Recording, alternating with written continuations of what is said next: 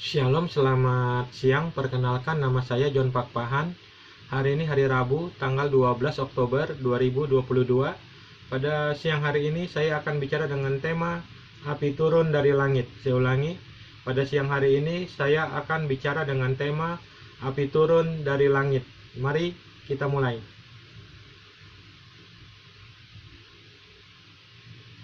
Api turun dari langit. Kita lihat Alkitab. 1 Raja-Raja 18 ayat 36 sampai 38. Kemudian pada waktu mempersembahkan korban petang, tampillah Nabi Elia dan berkata, "Ya Tuhan Allah Abraham, Ishak dan Israel, pada hari ini biarlah diketahui orang bahwa Engkaulah Allah di tengah-tengah Israel, dan bahwa aku ini hambamu, dan bahwa atas firman-Mu lah aku melakukan segala perkara ini." Ayat 37, jawablah aku ya Tuhan, jawablah aku. Bangsa ini, ayat 37, jawablah aku ya Tuhan, jawablah aku, supaya bangsa ini mengetahui bahwa Engkaulah Allah ya Tuhan, dan Engkaulah yang membuat hati mereka tobat kembali. Ayat 38, ayat 38, lalu turunlah api Tuhan menyambar habis korban bakaran, kayu api, batu, dan tanah itu, bahkan air yang dalam parit itu habis dijilat. Sekarang kita lihat Alkitab 2 Tawari 7 ayat 1. Kita lihat Alkitab 2 Tawari 7 ayat 1.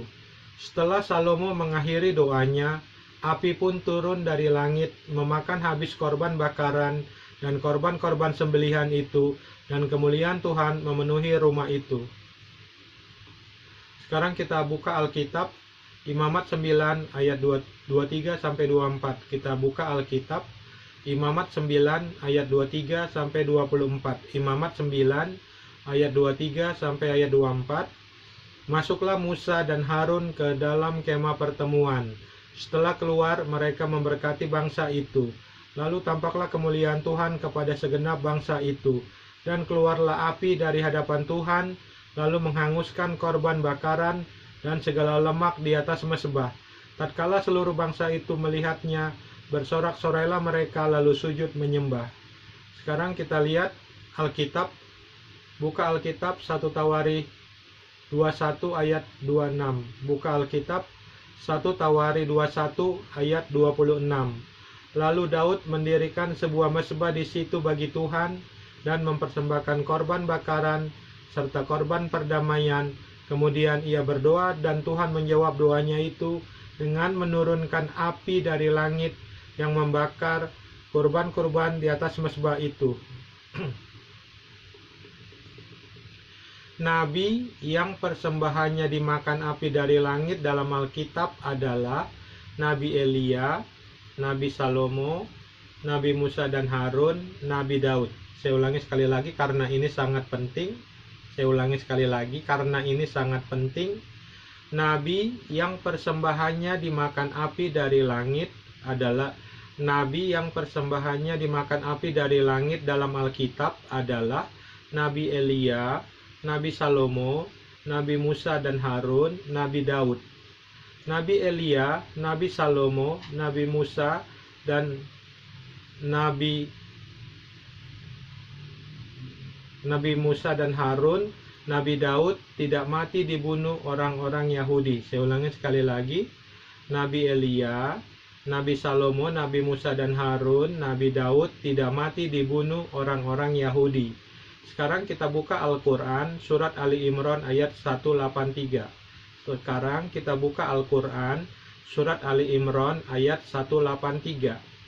Yaitu orang-orang Yahudi yang mengatakan, "Sesungguhnya Allah telah memerintahkan kepada kami agar kami tidak beriman kepada seorang rasul sebelum dia mendatangkan kepada kami korban yang dimakan api." Saya ulangi sekali lagi. Sebelum dia mendatangkan kepada kami kurban yang dimakan api.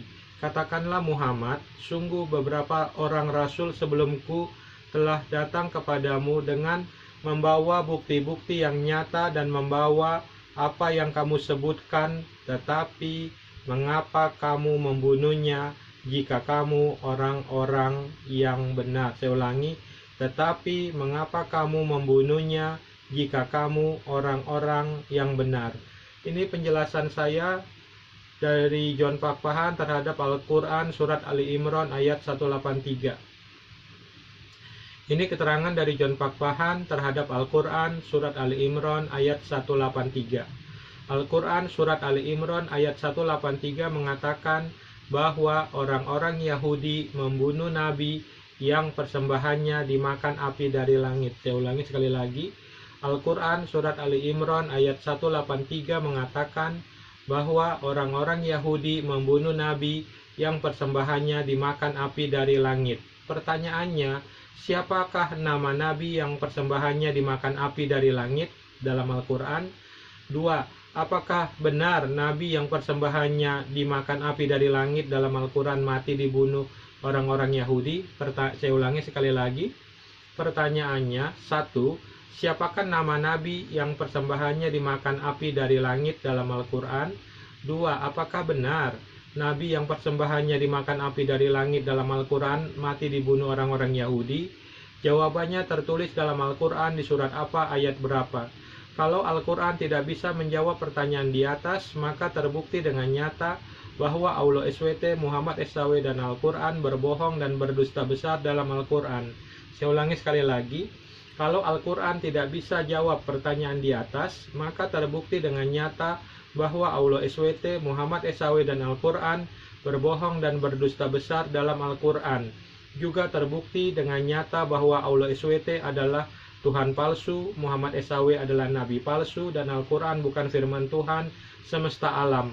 Juga terbukti dengan nyata bahwa Allah SWT adalah Tuhan palsu, Muhammad SAW adalah Nabi palsu, dan Al-Quran bukan firman Tuhan semesta alam, karena nabi-nabi yang persembahannya dimakan api dari langit tidak ada yang dibunuh oleh orang-orang Yahudi. Karena nabi-nabi yang persembahannya dimakan api dari langit tidak ada yang dibunuh oleh orang-orang Yahudi. Terima kasih. Shalom, Tuhan Yesus Kristus memberkati.